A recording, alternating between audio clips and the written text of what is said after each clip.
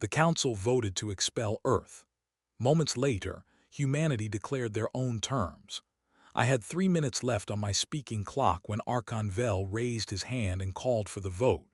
Not at the end of my speech, not after I had finished, 3 minutes before. The chamber did not protest. 900 delegates from 14 species sat in their curved tiers, wrapped in robes and exoskeletal armor and bioluminescent skin that pulsed soft colors when they were comfortable. They were very comfortable. They watched me the way you watch a door close, not with interest, not with cruelty, just with the casual patience of people who already know what comes next. I lowered my notes. My name is Yale Mari. I am 44 years old.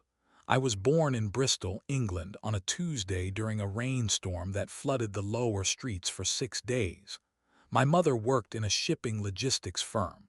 My father taught secondary school mathematics.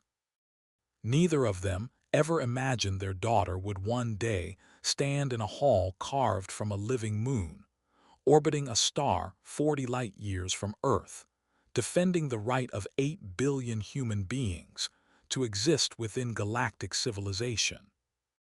I had spent 19 years building toward this moment.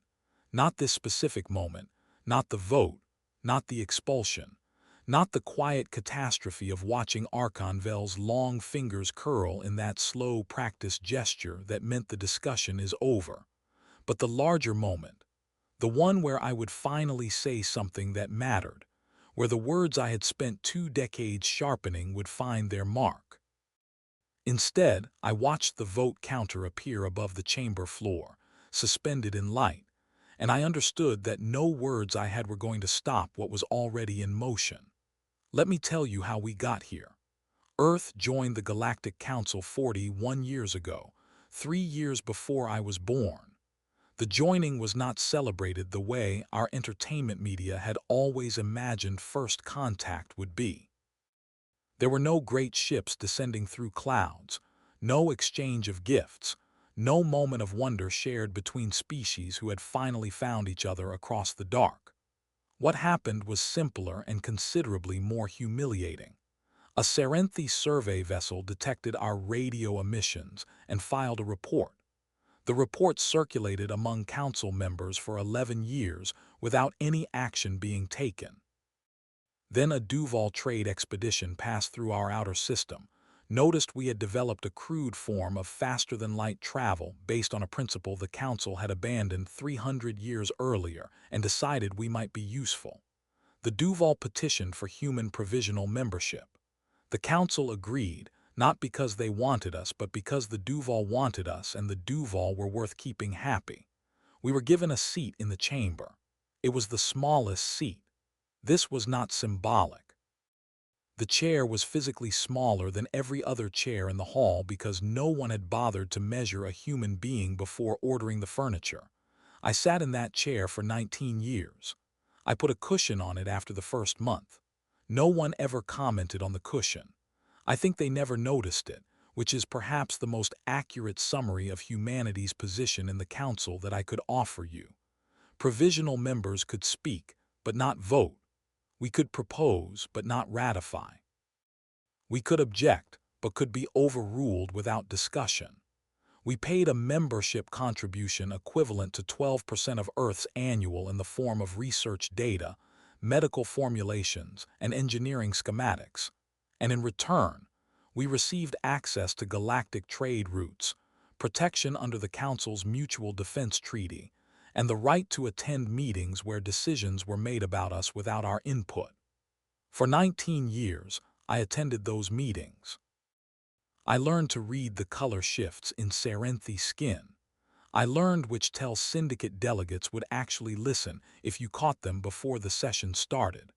I learned that the Moltari representatives always voted with whoever had given them the most favorable agricultural import terms in the previous quarter, and I learned to make sure that was us whenever it mattered. I built relationships. I called in favors. I drafted 3 separate proposals for full council membership, 2 of which were voted down without debate, and 1 of which was simply never scheduled for discussion. I understood, in the way you understand things that you do not want to be true, that the council did not want us as members. They wanted us as contributors. There is a difference, and it is a difference that matters enormously. What changed everything was the Veth. The Veth Dominion was not a council member. They operated along the outer rim of mapped space, a militarized civilization of roughly 2 billion individuals who had never applied for membership and had made clear they never intended to. They had been in a slow territorial dispute with the Council for decades, nothing that ever resolved into open conflict, just a long, grinding competition over resour, sea-rich systems near the edge of the mapped region. Earth had 3 mining installations in that region. We had been there for 9 years, longer than the Veth had been interested in the area. When a Veth patrol vessel ordered our installation crews to evacuate, our crews declined. They declined politely. They declined with documentation of prior claim, and they declined while broadcasting on every available frequency so there would be a clear record. The Veth vessel opened fire. No one was killed because our installation shields were considerably stronger than the Veth expected, and because our security personnel responded with a precision and speed that clearly surprised the patrol crew. The Veth vessel retreated. Our installations remained intact. The Council's response to this was not to support us. Their response was to hold an emergency session, at which 14 species discussed whether humanity's presence in the outer rim was itself a destabilizing factor. I was invited to attend, but not to speak.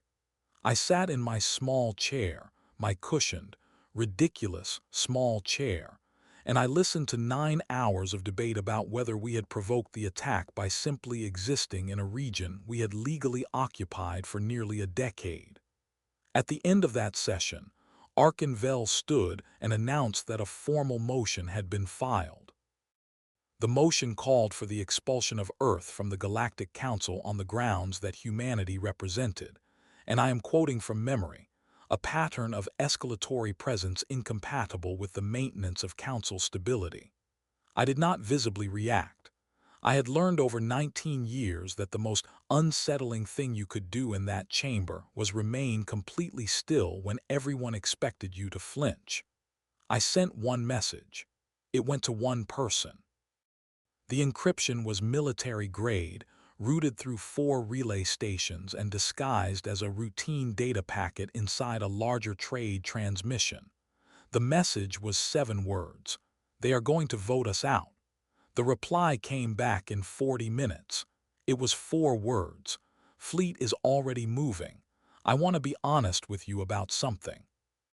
When I read those 4 words, sitting alone in the small office they had assigned to the Earth delegation, a room with one window that faced an interior corridor rather than the stars, because even our view had been an afterthought, I felt something I had not allowed myself to feel in a very long time. I felt calm, not the brittle calm of someone holding themselves together, not the controlled calm of a diplomat maintaining composure under pressure. The deep, settled calm of someone who has been preparing for a specific moment for many years and has just been told that the moment has arrived and that everything is in place. I finished my tea. I reviewed my notes for the following morning session. I adjusted the cushion on my chair and thought about my mother who had worked in shipping logistics, and my father who had taught mathematics, and about the particular kind of patient, practical intelligence that seemed to run in my family, and that I had perhaps taken in a slightly unusual direction. Then I went to bed and slept for 7 hours. The vote was scheduled for the following morning, and I intended to be very awake for it. The chamber filled at the normal hour. I arrived early, as I always did, and I sat in my small chair, and I watched the other delegates settle into their places. The Serenthi clustered together in their silver section, their skin cycling through soft blues that indicated something between anticipation and satisfaction. The Kell Syndicate's 4 representatives sat perfectly still, as they always did.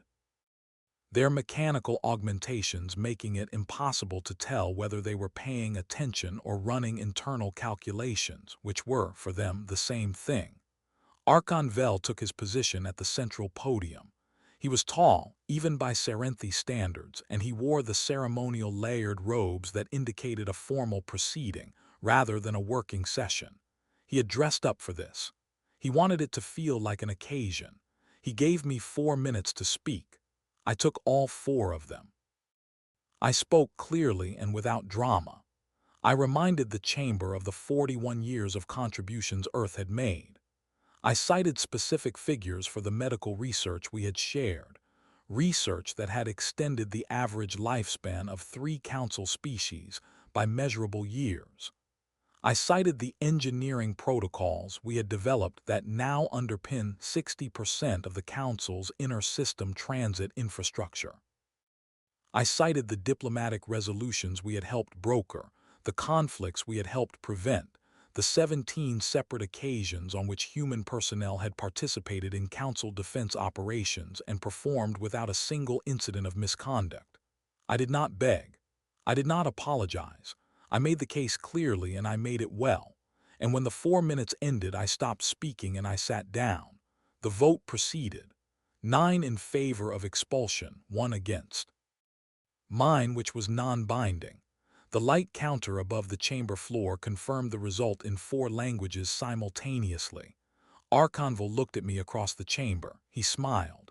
It was a careful, deliberate smile. The kind that is not really an expression of feeling but a communication of outcome. He was telling me that this was finished. He walked to where I sat and he gestured toward the chamber doors. The gesture was polite. It was also unmistakable. I stood. I gathered my notes.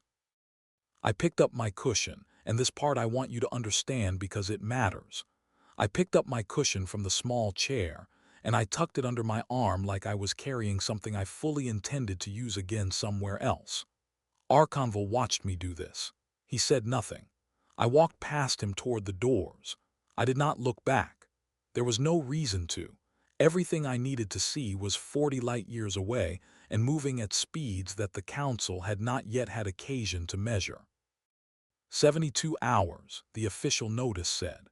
We had 72 hours to vacate our representation, recall our attachés, and formally acknowledge our removal. 41 hours of that window remained. I took the transit corridor to the diplomatic docking bay, boarded the small Earth shuttle that had been waiting there for 3 days with its engines idling in standby mode, and I told the pilot to take us out to the edge of the system. The pilot, a young man named Gary Cole who had been flying council transit routes for 6 years, and who had never once been told why we always kept the engines in standby rather than powering fully down, looked at me once in the rearview display. "Edge of the system," he said. "Edge of the system," I said, and then stop. I want us to have a clear line of sight. Gary did not ask what we would be looking at.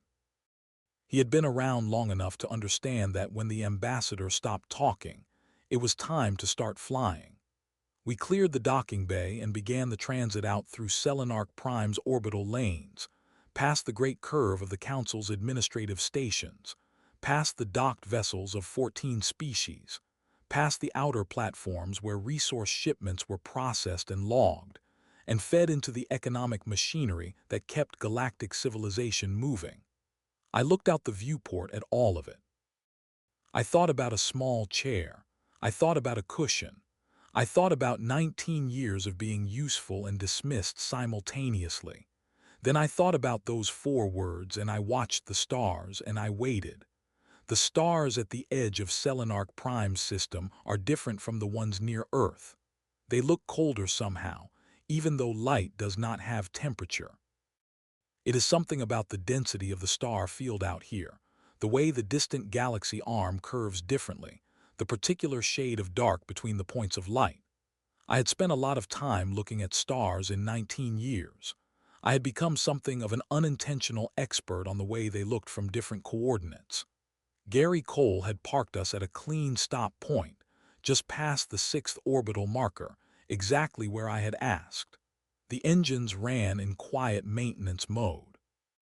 The shuttle interior was warm and smelled like recycled air and the faint chemical residue of Gary's protein bar, which he had eaten approximately 20 minutes ago and which I had politely declined when he offered half. I was not hungry. I was, however, precisely calibrated for the 12 hours in a way that made food feel irrelevant. "Do you want me to run the long-range display?" Gary asked. "Please." The forward viewport expanded its overlay, a transparent grid of system data, vessel positions, the slow orbital drift of the Council's outer platforms, everything in its ordinary place, everything running on the routine that had governed this system for 240 years of Council administration. I watched the display. I drank my second tea of the morning. Then the display changed. It did not change the way things usually change in space, gradually, with the slow accumulation of movement over time. It changed the way a held breath releases. One moment the long-range grid showed the familiar pattern of a settled, stable system. The next moment it showed 14 new contacts appearing at the edge of sensor range, and then 3 more. And then the display struggled briefly with the update, because it had not been calibrated to process that many simultaneous FTL arrivals. Gary sat forward. He was 29 years old and had an excellent professional composure, but he sat forward. "Ambassador," he said. "I see them," I said. 14 warships came out of faster-than-light transit in a formation so clean and precise that it looked like a rehearsed display rather than a military deployment. They arrived in a flat horizontal line across the system's ecliptic plane, not aggressive, not encircling, just present, undeniably, clearly, unmistakably present. And then the carrier platforms dropped in behind them. I had known, in an abstract sense, that the government defense fleet had been growing for 3 decades. I had known this the way you know something that exists in a category marked classified, the way you know a number without having seen it written down. I knew the budget allocations. I knew the construction schedules that appeared in the reports I was permitted to read. And I knew roughly what the reports I was not permitted to read were likely to contain. Knowing it and seeing it were, it turned out, completely different experiences. The 2 carrier platforms were each larger than the Council's primary administrative station. They were not sleek or beautiful in the way that the Serenity designed their vessels. The Serenity had an architectural philosophy that treated every ship as a form of art. The UGDF carrier platforms were functional, dense, and quietly enormous. They sat in the dark of the outer system like 2 pieces of something very ancient and very serious. And behind them, running without its exterior lighting panels active, came the ship I had been waiting for. The UGDF flagship ran completely dark in that first moment. No beacon, no transponder broadcast, no running lights. Just the negative space of something very large blocking the stars behind it. Then, precisely on schedule, the exterior panels activated, and the ship announced itself to every sensor in the Selenarch system with the clean, factual clarity of something that had never needed to hide and had chosen, for reasons of its own, to arrive quietly. The ship was called the Indomitable.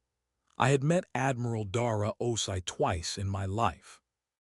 Once at a function in Nairobi, where I was representing the Earth Diplomatic Corps, and she was receiving a commendation I was not cleared to know the full details of.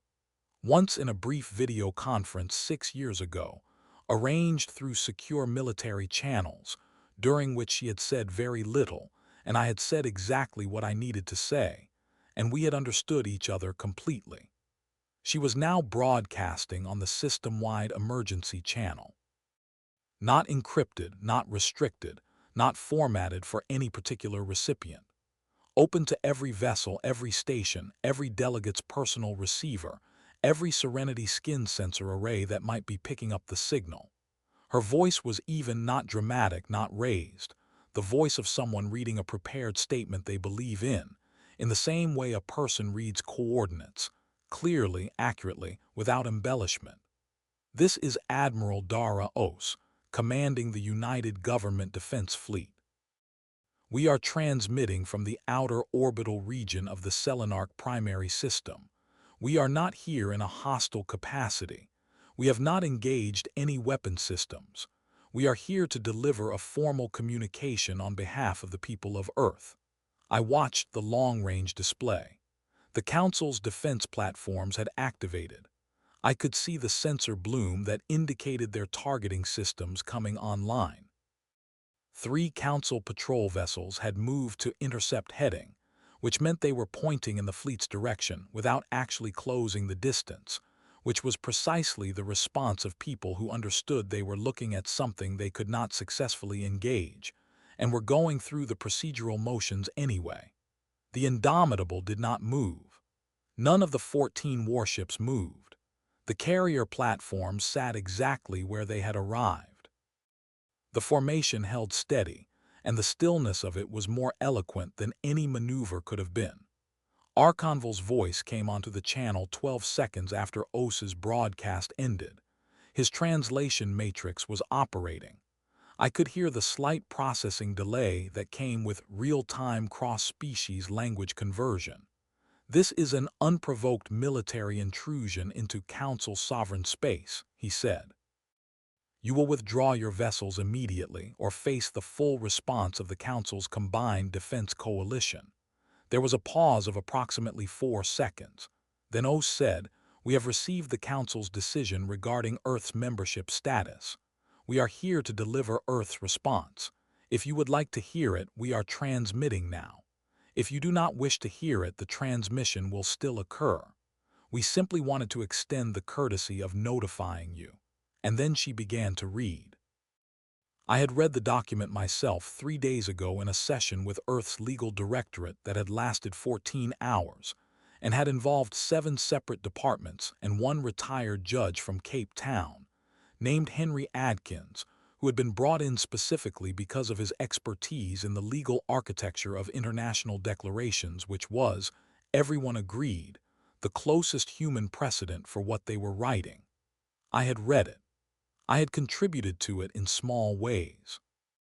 I had suggested 3 phrases and had one of my suggestions accepted, and 2 of them revised into something better.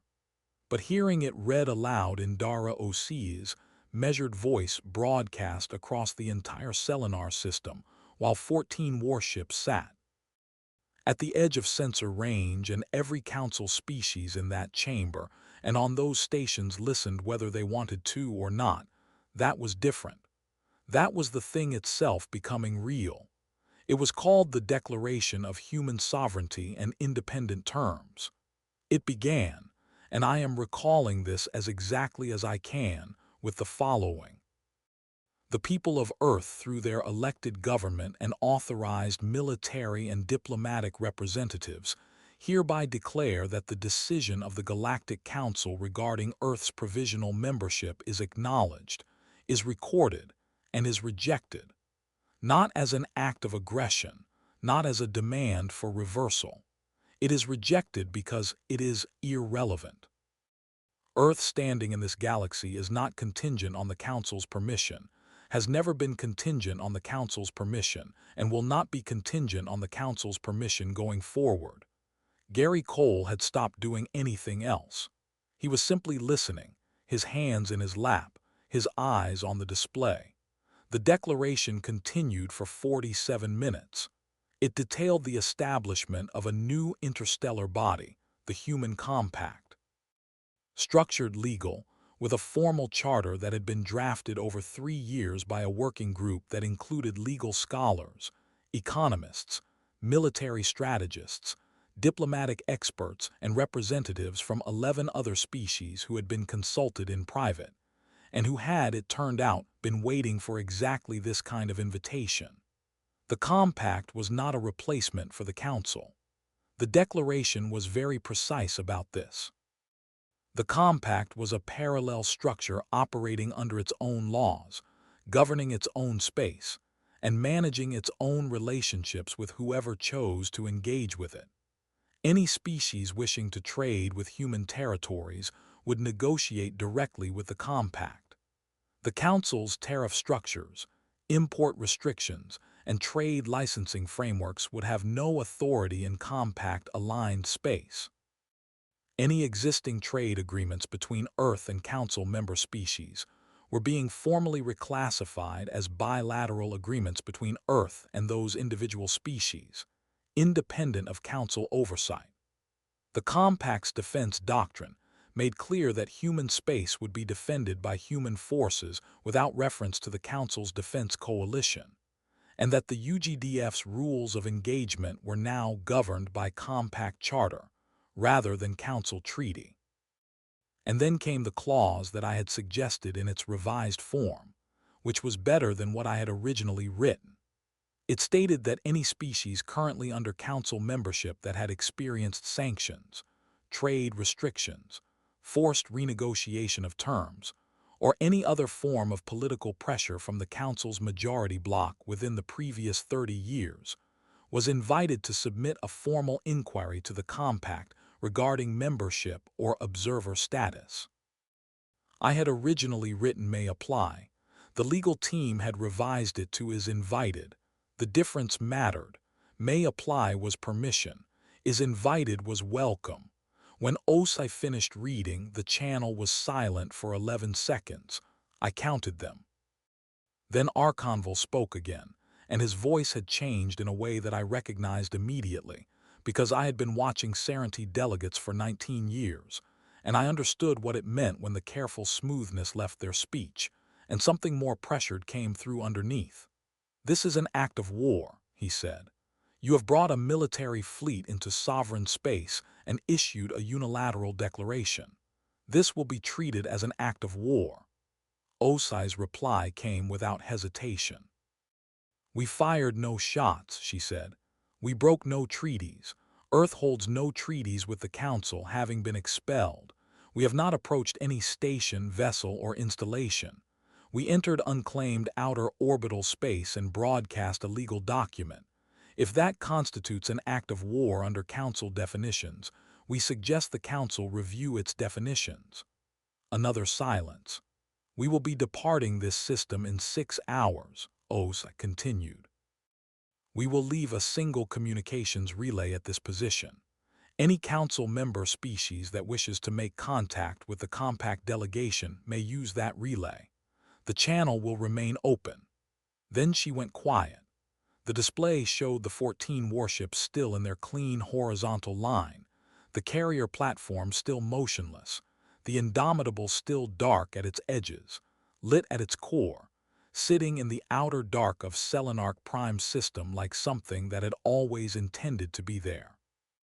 I sat down my tea. "Gary," I said. "Yes, Ambassador, take us to the Indomitable, please." He looked at me in the rearview display. He looked at the display showing 14 warships and 2 carrier platforms and the enormous, quietly lit flagship of the United Government Defense Fleet. "The Indomitable," he said. "That is the ship I just named." "Yes." He was quiet for a moment.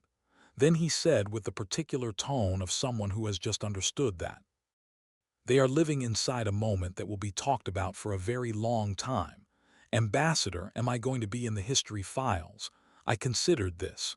You and your protein bar both," I said. He smiled. He entered the heading. The engines shifted from maintenance mode to full drive and we turned toward the fleet and toward whatever came next. I looked back once as we pulled away from the outer marker, back at the distant lights of Selenarch Prime's orbital infrastructure, back at the Council stations and the docked vessels of 14 species, and the great chamber where decisions had been made about humanity for 41 years. I thought about a small chair with a cushion on it. I still had the cushion under my arm. The corridor leading to Admiral Dara Osai's command office aboard the Indomitable was 42 m long, and every meter of it was designed to inform you without saying a single word that you were inside something engineered for absolute purpose. There were no decorations. The walls were a clean, deep gray material that absorbed sound slightly so that your footsteps landed quiet, and you became aware of the ship's own low operational hum filling the space instead. Overhead lighting was precise and even. Doors were sealed and labeled with the simple alphanumeric system that the UGDDF had used since its founding. Section, deck, function. Nothing unnecessary. I had been aboard 3 other UGDDF vessels in my career. None of them had felt like this. The others were patrol ships, support vessels, practical and functional and slightly worn in the way things become when they work hard and receive just enough maintenance to keep working. The Indomitable was different in a way that was difficult to articulate and impossible to miss. It felt new, which it was. It felt like something that had been built specifically for a specific kind of moment, and had been waiting in the careful way that serious things wait for that moment to arrive. Gary Cole had docked us at the secondary bay with an efficiency that made me think he had been practicing this approach for some time, and had perhaps always hoped it would come to this. He had then been escorted with considerable courtesy to a crew lounge where someone had apparently arranged for him to receive both a hot meal and what the escort officer described as an appropriate briefing, which I took to mean that Gary was going to learn over the next few hours considerably more about the last 3 years of human space policy than he had previously known. I was taken directly to the command level. The officer who walked me through that 42M corridor was a young woman named Nina Hartley, rank of lieutenant, who moved with the quick precision of someone who had spent years on ships and whose body had simply incorporated the rhythms of it. She said nothing during the walk, which I appreciated. I spent the walk doing what I always did when I entered a new environment. I noted everything, every door, every junction, every small detail of how this place was organized, and what that organization revealed about the people who had built it. Dara O.C. was standing when I entered, not seated at her desk in the attitude of the busy superior granting an audience, standing at the large viewport on the far side of the office looking out at the stars in the attitude of someone who has just done something significant and is spending a moment with the reality of it. She was 53 years old. She was slightly shorter than I had expected from her recorded appearances, which is something I have noticed about many people whose reputations are large.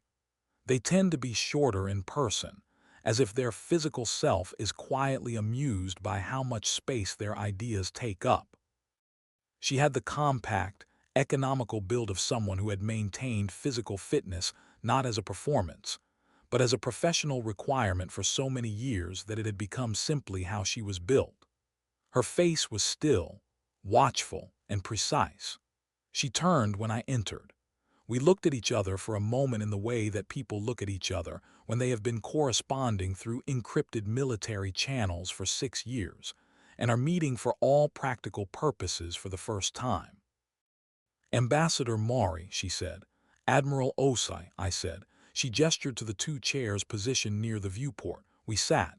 Through the glass I could see the faint sensor bloom of the Council's defense platform still active at their distance, still pointing in our direction without closing.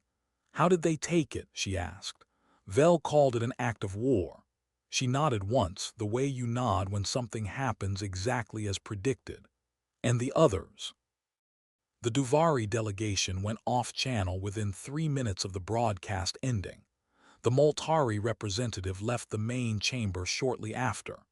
The Kell Syndicate's 4 representatives did not visibly react to anything, which with them means they are processing very rapidly. The ones we spoke to in private, no official response yet, but they will respond. I paused. Nina, the Duvari Trade Commissioner, sent me a personal message 40 minutes ago. It said only that he hoped we were well and that he looked forward to speaking when we both had time. Osai considered this. 3 years ago, his first message to us said approximately the same thing. Yes, he has good instincts.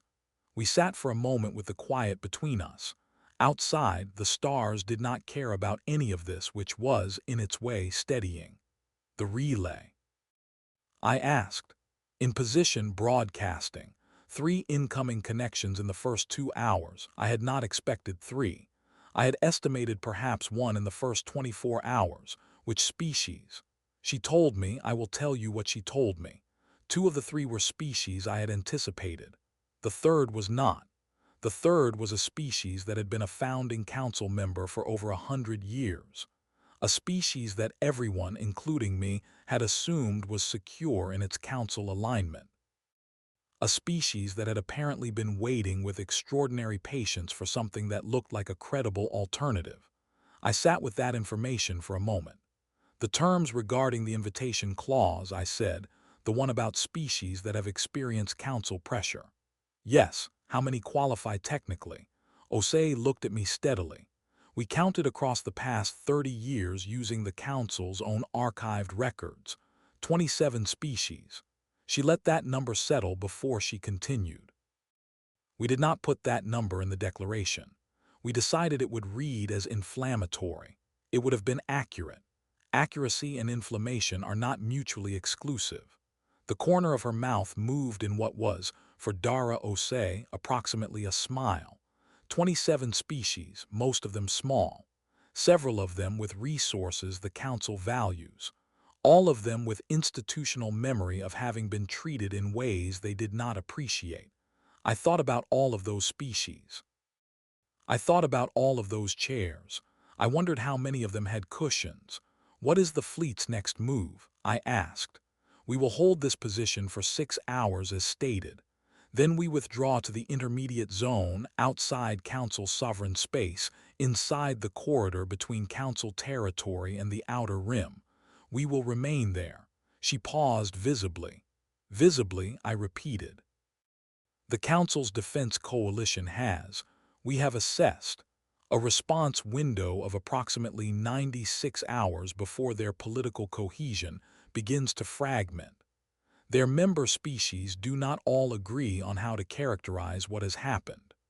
The ones who privately contacted us through the relay will not publicly advocate for a military response. The ones who might advocate for a military response will discover, when they examine the logistics, that a strike against our position in the intermediate zone would require passing through 3 trade corridors that their own economies depend on. I understood what she was saying. She was saying that the Council's military option was effectively closed, not because they lacked ships, but because the geometry of it. The political, economic, physical geometry made it something they could not execute without pulling a thread that would unravel things they valued more than the satisfaction of the action itself. Vel knows this, I said. He knew it when he called it an act of war. She agreed. That was not a military statement. That was a statement for his internal audience, for the other 8 species who voted with him. To maintain the appearance that there is a response available and that it will be exercised when the time is right. The time will never be right. No, it will not. A soft chime came from the panel near her desk. She glanced at it and then back at me. Another contact on the relay, she said. 4th species. I looked out the viewport. 27 species across 30 years, all of them with memories. All of them apparently with the patience to wait for someone to do something first. The compact charter, I said. The membership process. How long does it take? Henry Adkins built it to be fast, she said. The retired judge from Cape Town had apparently made an impression on everyone who met him. Observer status can be granted in 72 hours. Full membership requires 90 days of review. He built it on the model of the old Earth trade agreements.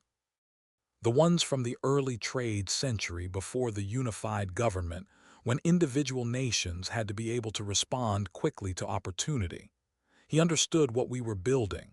He said when we finished the charter that he hoped he lived to see what came of it. He is 81. Ase paused. We sent him a live feed of the broadcast. He watched from his home in Cape Town. I thought about Henry Adkins, 81 years old, watching from Cape Town as a declaration he had helped write was read aloud by a military officer to an entire star system. I thought about my mother and her shipping logistics firm, my father and his secondary school mathematics.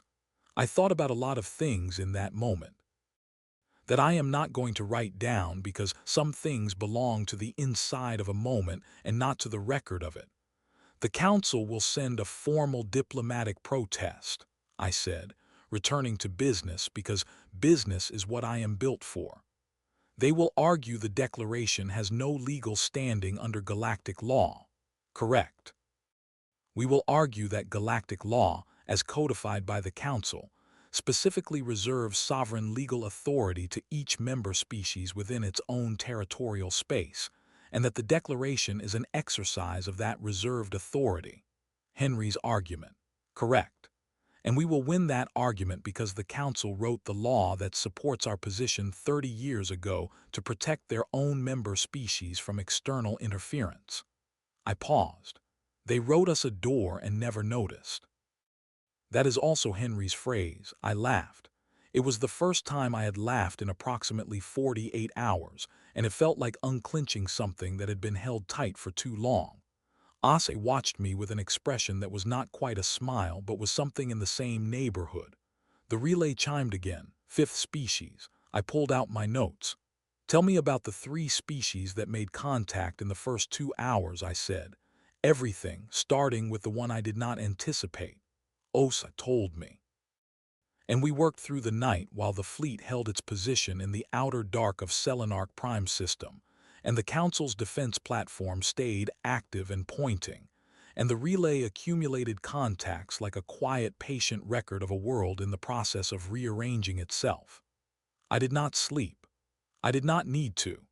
There are moments in a life when you are too far inside something important to feel tired. When the situation itself is generating the energy you would otherwise have had to produce yourself. I made tea. Ose, I discovered, drank coffee in quantities that suggested either a very efficient metabolism or a long-standing professional accommodation with reality. We worked. The 6th contact came from a species I had been quietly courting for 4 years. The 7th came at dawn, Nairobi time, which was the only clock I still kept set to Earth standard. By morning, we had a list. By the time the 6-hour window ended and Osai gave the order to move the fleet to the intermediate zone, we had stopped counting contacts and started organizing them into categories. Inquiries, observer requests, one message, and I want to be precise here, one single message that did not ask about membership or observer status, but simply said, in the trade language that most species used for cross-cultural communication, "We are glad you are still here." I read that one twice. Then I filed it with everything else and kept working. I want to tell you about the 90 days that followed, but I am not going to tell you all of it because most of it was the kind of work that matters enormously in the doing and becomes very difficult to make interesting in the telling. There were meetings, there were legal arguments, there were 40-hour stretches where Osai and I and a team of 17 people worked through problems that had no precedent in galactic history because no one had ever done this before, and we were making the precedent as we went. I will tell you the things that are worth telling. 11 species formally applied for compact membership in the first 30 days. Of those, 9 were approved through the expedited review process that Henry Adkins had designed. 2 required the full 90-day review, not because their applications were problematic, but because their situations were complicated. 1 involved a territorial overlap with a council border zone that required very careful legal mapping, and the other involved a species whose government had recently changed, and whose new administration needed to be assessed for continuity of intent. The 2 species the Council had likely expected to stay aligned, the Duval and the Moltari, both submitted formal observer status inquiries within 2 weeks of the declaration. They did not immediately apply for membership, which I had anticipated.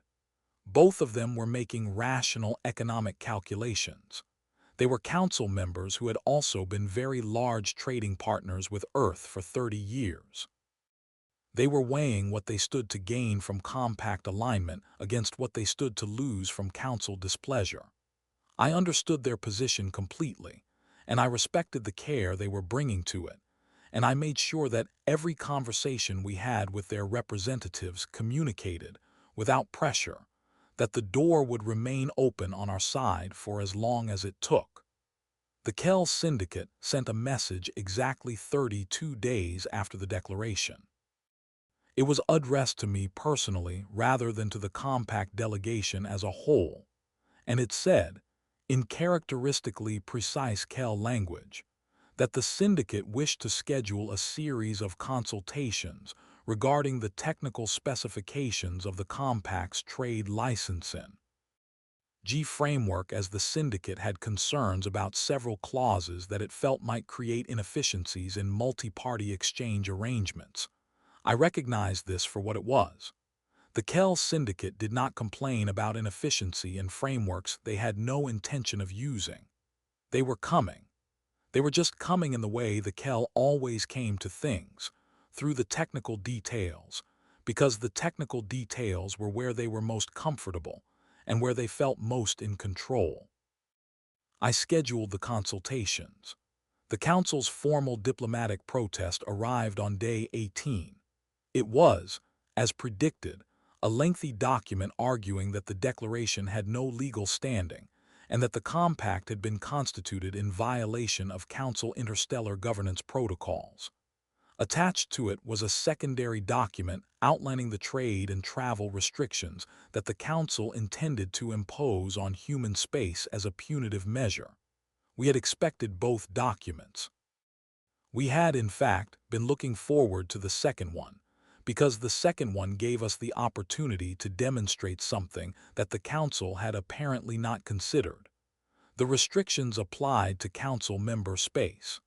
They restricted Council memberships from entering human-aligned routes and Council member ports from processing human cargo.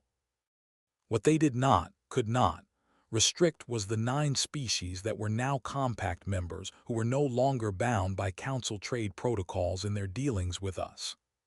The compact members represented, when you map their trade routes and resource production, approximately 31% of the Council's supply chain for 6 categories of goods that the inner Council species depended on for basic industrial function.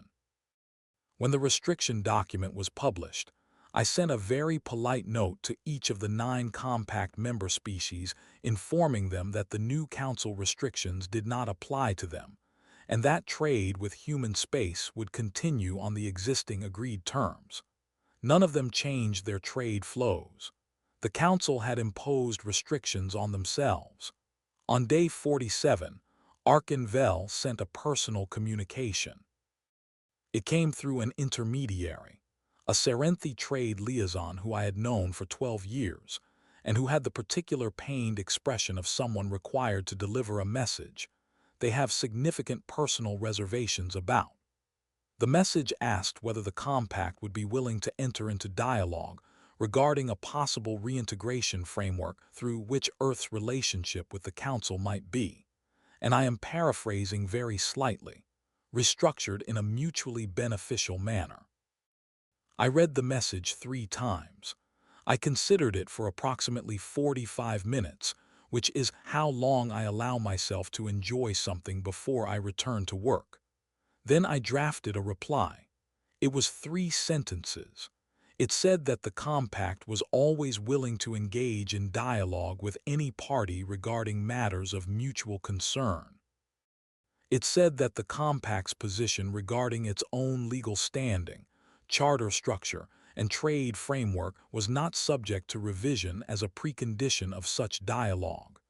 It said that if Archonville wished to arrange a meeting, the compact could offer a time and a location at his convenience. It was a polite reply.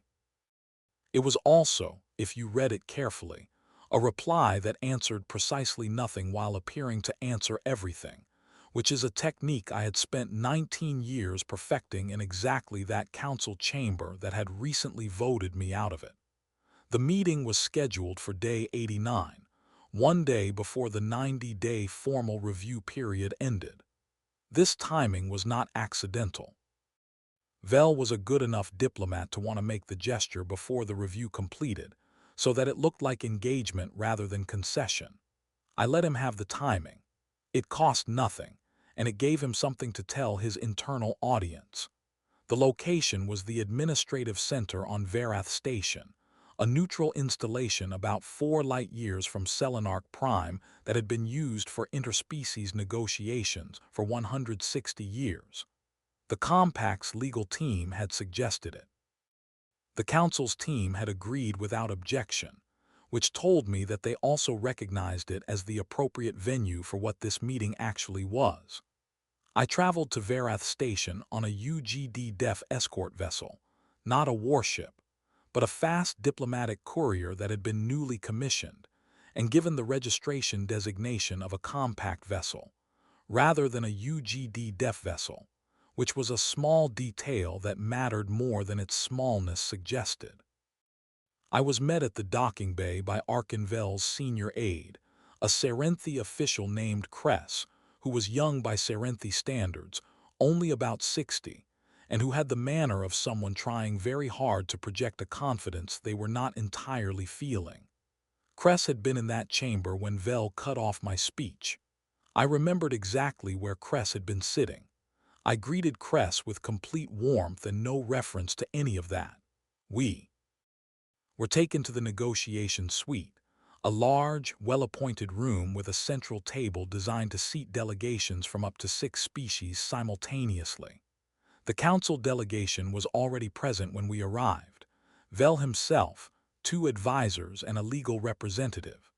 They stood when we entered, which was, under council protocol, the correct form for receiving a peer delegation rather than a subordinate one. That was already different. I set my briefing materials on the table. On top of them, quite deliberately, I placed the cushion from the small chair. I did not explain it. I did not draw attention to it. I simply placed it there as I might place any item I had brought with me, and then I sat down, and the meeting began. Vel's eyes went to the cushion once, only once. I watched his skin cycle through 2 colors very quickly, and then settle. The Serenthi have a color I had spent years trying to classify, a particular greenish silver that their pigmentation produces under specific conditions. It is not listed in any of the standard diplomatic guides because it is rare enough that most observers do not encounter it. I had encountered it exactly twice before, both times in situations where a ser Hindi, he nus, enus Hindi, he ta enus, I individual had understood with full clarity that they were in a room with someone who was ahead of them. Vel produced that color for approximately 4 seconds. Then his skin returned to its diplomatic neutral tone and the meeting proceeded. He did not call it an act of war this time. What followed was 6 hours of formal negotiation that I am going to compress here, not because it was unimportant. It was very important, but because the architecture of it is technical and specific. And what I want you to understand is the shape of it rather than every clause. The Council was proposing what they called a parallel membership framework under which Earth could maintain the Compact while also re-engaging with the Council under revised terms. The revised terms would include full voting rights, a seat on the Inner Trade Committee, and formal recognition of the UGDF's operational independence. These were things that I had spent 19 years asking for. These were things that had been refused, delayed, deferred, and dismissed for 19 years. They were being offered now because the alternative, a compact that continued to grow, that was already at 11 members and accelerating, that had demonstrated it could operate economically without council infrastructure, was considerably worse for the council than the concessions they were putting on the table. I listened to every proposal. I asked questions. I did not agree to anything in that room. What I told Vel at the end of 6 hours was this. The Compact's Governing Council would review the Council's proposals in full and provide a formal response within 30 days. Any response would be conditional on the lifting of the trade and travel restrictions the Council had imposed as the compact could not conduct good faith dialogue, while punitive measures remained active. Vell agreed to recommend the lifting of restrictions to the full council within the week. He agreed to it in under 30 seconds, which told me how prepared they already were to agree to it, and how long they had been prepared to agree to it, and how much of the last 90 days had been about internal council politics rather than anything to do with us. I gathered my materials at the end of the meeting. I picked up the cushion. Vell watched me do this. "Ambassador," he said. I paused. "May I ask," he said, and his voice was careful in the way that pride makes things careful, "about the cushion?" I looked at him.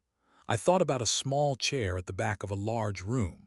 I thought about 19 years of being present and invisible simultaneously.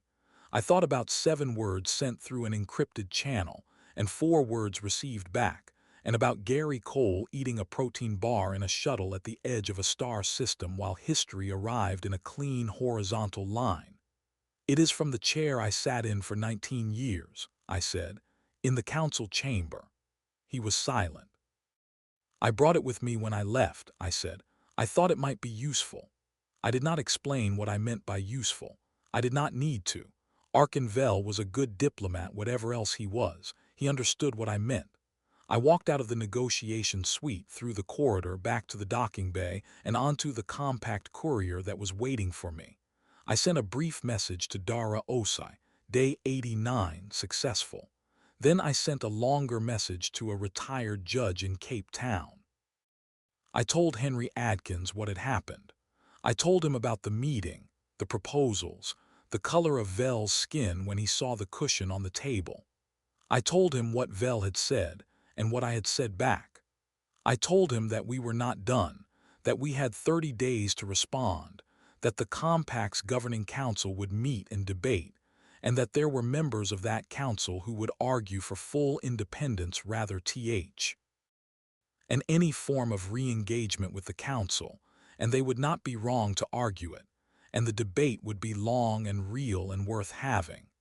But I also told him that it had worked, that the architecture he had built had held its shape under pressure, that the door he had noticed, the one the council had built into their own law 30 years ago and never noticed themselves, had opened exactly the way he said it would. He replied within the hour. He was 81 years old, and he typed very quickly for someone his age, which I had always found both impressive and charming. He said, "You know what that door was, don't you?" I said, "Tell me."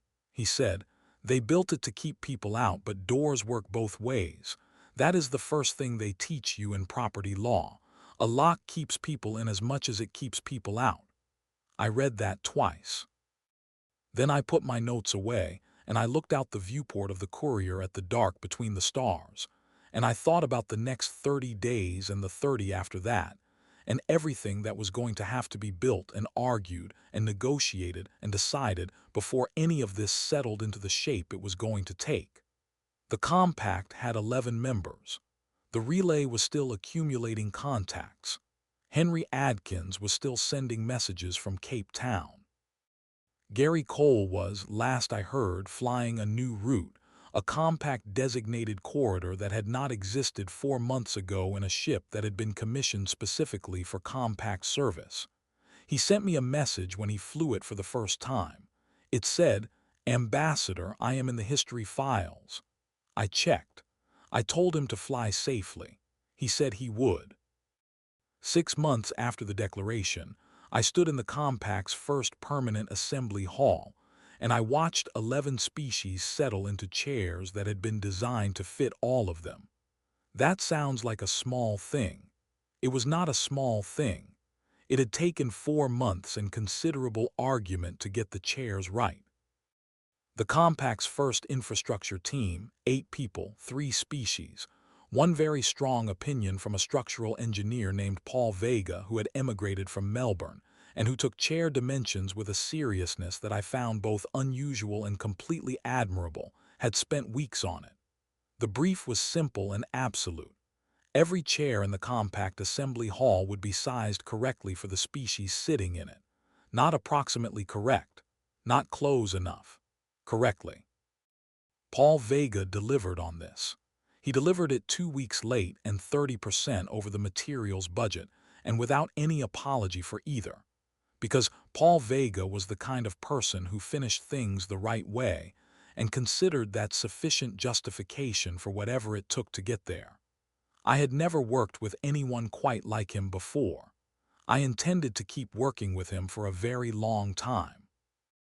The assembly hall itself was inside what had been, 3 months ago, an empty orbital platform in the neutral zone between Council space and the outer rim. The platform had been built as a commercial way station 30 years earlier by a consortium of species that had since dissolved, and it had been listed as an unclaimed asset in the Council's outer infrastructure registry for 12 years. The Compact's legal team had purchased it through a perfectly standard acquisition process, renovated it according to specifications that Paul Vega had argued about with the construction team for 6 weeks, and renamed it Compact Station 1. Compact Station 1 was not beautiful. It was not designed to be beautiful. It was designed to be functional, durable, and large enough to grow into, which is perhaps not a traditional aesthetic goal, but is, I have found, a more honest one than most. The assembly hall had seats for 28 species. 11 of them were occupied on the day I am describing to you. The remaining 17 were ready and waiting, which is a different kind of full from actually full, but is also its own kind of statement. I did not sit in a small chair. I sat in a chair that had been sized correctly, at a table that had been positioned in the center of the room rather than at its back. And when I looked across that table, I saw delegates from 11 species looking back at me with the expression of people who had chosen to be somewhere rather than been assigned to it. That is a different expression. If you have ever been in both kinds of rooms, you know exactly what I mean. We were here to vote on the Council's proposals. I will not tell you that the debate was simple because it was not. The Compact had 11 members, and they had 11 sets of interests and 11 perspectives on the question of how to relate to the Council going forward. Several of them had been treated badly by the Council in ways that were specific and recent, and that they had not forgotten. And several of them argued, with complete validity, that re-engagement was a form of forgiveness that had not been earned, and that the Compact should simply continue building its own structure and let the Council become irrelevant on its own schedule. I did not argue against those positions. They were not wrong. They were reasonable positions held by people with legitimate reasons for holding them. What I argued, and what the Compact's legal and economic advisors argued, was that the two things were not mutually exclusive. We could engage with the Council's proposals and continue building the Compact. We could negotiate from strength rather than from need, which was the only kind of negotiation I had any interest in conducting, and which was a fundamentally different exercise from anything I had done in 19 years of Council membership. The discussion ran for 7 hours across 2 days. At the end of it, the Compact voted 9 in favor of conditional engagement, 2 abstaining, 0 opposed. The 2 abstaining species, and I want to be clear that I respected their positions entirely, were the ones who had experienced the most significant Council pressure in the previous decade. They were not willing to vote against engagement, but they were not willing to vote for it. I understood this. I told their delegates privately that I understood it, and that their voice in the Compact was as full and real whether they voted or abstained, and that the process was long, and we were only at the beginning of it. They both, separately, thanked me for saying that. Then we transmitted the Compact's conditional response to the Council, and we went back to work. I am going to tell you something now that is not in the formal records of any of this, not in the assembly minutes or the diplomatic correspondence or the legal filings that will eventually be organized into archives and studied by people who are currently very young. I went back to the small chair. Not literally. The Council chamber chair is, as far as I know, still in its position at the back of the hall on Selenaric Prime, bolted to the floor because no one ever bothered to change it. I am not going to Selenaric Prime anytime soon, for reasons that are both practical and personal. But I went back to it in the way you go back to things, in the quiet of a moment when no one is asking you for anything, in the space between what has happened and what comes next. I sat with the memory of it the way you sit with any experience that shaped you, the way you hold something up against the light to see what it is actually made of. The small chair had been meant to diminish. That was its entire purpose, to communicate through the straightforward language of physical arrangement that whoever sat in it was peripheral, not central, not important enough to merit a correctly sized seat. It had done the opposite.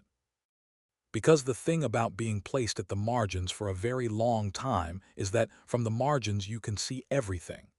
You can see how the room actually works, not how it presents itself. You can see who talks to whom before sessions begin, and what those conversations change about the outcomes. You can see which alliances are genuine and which are performances for the chamber record. You can see the load-bearing structures of a system because you are not inside them. And when you are not inside something, you can also see how it could be built differently. I had sat in that small chair for 19 years. I had seen everything. The fleet, the declaration, the compact, the relay filling with contacts. None of it had happened suddenly. None of it was a response to the expulsion vote. The expulsion vote was the council making a move in a game that had already been decided 3 decades earlier, by the same practical intelligence that my parents had applied to shipping logistics and secondary school mathematics, applied by me, and by Dara Oshie, and by Henry Adkins, and by Gary Cole, and by Paul Vega and his precisely sized chairs, and by every person who had spent years working quietly on something that they fully intended to use. Archon Val had looked at humanity and seen a problem to be managed. He had spent 41 years managing it. He had done a reasonable job from his perspective. What he had not understood, what the council had not understood in any of its 41 years of managing us, was that we were not trying to fit into their structure. We were studying it, learning its geometry, identifying where it was strong and where it was brittle, and what would happen if someone chose to stop asking for a seat at the table and simply built one of their own. We had been patient. We had been quiet. We had sat in a small chair with a cushion on it, and we had watched and learned and prepared and waited for the moment when the council's own action gave us the standing to respond. They handed us that standing themselves on a Wednesday morning with a vote of 9-1. We were grateful. Compact Station 1 completed its first full week of operations with 4 new observer inquiries logged, 2 bilateral trade agreements signed, and 1 very satisfying communication from the Council's Inter-Trade Committee requesting a clarification on the Compact's trade licensing framework for a category of goods that the committee had previously administered without human input. I wrote the clarification myself. It was clear and precise and written in the kind of language that says we know exactly what we are doing, and we are happy to explain it to you. The Duvari Trade Commissioner, Nina Sorensen, came to Compact Station 1 personally on day 112. She came officially to discuss observer status. She came unofficially, and she said this to me over dinner on the second evening with the directness that I had always appreciated about the Duvari, because she wanted to see for herself what we had built. She walked the station for a full day before our formal meeting. She inspected the assembly hall. She counted the chairs, which I would have found amusing in anyone else, but which, coming from Nina, I recognized as genuine assessment. Spoke with delegates from 3 of the Compact's member species at length. When we sat down for dinner, she said, "You built this fast." I said, "We built it over 30 years. We installed it fast." She was quiet for a moment, and then she said something that I wrote down that evening because I wanted to remember it. She said, "We knew you were different. We just thought different meant dangerous. We were wrong about which kind of different you were. I thought about that for a long time after she left. Different meant dangerous. That was the assumption that had underlain 41 years of council management. That was the architecture of the small chair, the 4-minute speech limit, the 72-hour grace period, with its implication that humanity would comply because humanity had always complied because what else could we do? They had not been wrong that we were different. They had simply catastrophically misidentified what our particular kind of different was capable of producing. We were not dangerous in the way they feared. We were patient in a way they had not accounted for. We were builders. We were planners. We were perhaps above all else the kind of people who look at a chair that is too small and do not leave the room. We sit down. We put a cushion on it. We take very careful notes. And we wait. The waiting ends when it ends, not before. The Compact's first year ended with 16 full members, 21 observer species, and an economic partnership network that handled an estimated 44% of outer rim resource trade independently of council infrastructure. Henry Adkins came to the station for the first-year ceremony. We flew him out on a compact courier, the same model Gary Cole flew, and he spent the trip writing notes about clause improvements for the membership charter, which told you everything you needed to know about Henry Adkins. He walked into the assembly hall and he stood in the center of it and he looked at the chairs, all of them. Every correctly sized, deliberately proportioned chair in that room. He said, "How is the small one?" I said, "In the bag in my office. It still has the cushion." He laughed. He had a very good laugh for a man of 81. I asked him what he intended to do with all those charter notes he had been writing on the flight out. He said he intended to give them to me and then have an extremely large dinner and look at the stars from the viewport in his room and feel, if I did not mind him saying so, very satisfied. I told him I did not mind him saying so. Then I went back to work. That is what we are. When the moment has passed and the declaration has been read and the fleet has held its position and the votes have been counted and the chairs have been correctly sized, we go back to work. We are not a species that mistakes the victory for the destination. We are a species that understands a victory is the point from which you begin the next thing. The council is still there. It is smaller than it was in influence and in economic reach, and it is aware of this, and it is adapting because old structures do not disappear overnight. They change. Sometimes they change toward something better. Arconville retired 8 months after the declaration. His replacement is a younger Sarin official who has, in the first communications I have had with her, been considerably more practical and considerably less interested in performing authority than in actually using it. I am cautiously optimistic. I still have the cushion. I keep it in the bag in my office, as I told Henry, and sometimes I take it out and I sit with it for a moment, the way you sit with any object that has been through something with you, that carries the weight of time simply by existing. It is not a trophy. I want to be precise about this. I do not keep it to celebrate what happened. I keep it to remember what it felt like to sit in that small chair, the patience of it, the quiet refusal to leave, the long understanding that the correct response to being underestimated is not to prove yourself immediately, but to let the underestimation run until it becomes a mistake the other party makes entirely on their own. They handed us everything we needed. We just made sure we were ready to use it when they did. Above the entrance to Compact Station one's assembly hall, carved into the structural panel in 12 languages including the 3 oldest written forms of human script that our cultural historians had insisted on including, is the sentence that I suggested, and that the governing council ratified unanimously on the station's first day of operation. It is simple. It was always going to be simple. The things that are true are usually simple. Once you have found your way to them through all the complexity. It says, "We do not ask, we declare." I walk under it every morning. I do not look up at it every time. I do not need to. It is enough to know it is there. The way it is enough to know that Gary Cole is somewhere on a compact route in his correctly registered courier, and Henry Atkins is in Cape Town making notes on charter clauses he will send me by the weekend. And Dara Oshie is on the Indomitable in the intermediate zone, running dark at the edges and lit at the core, waiting in the way that serious things wait. We are not finished. We have barely started, but we are here and we are staying and we built the table ourselves. That in the end is the only thing that ever mattered.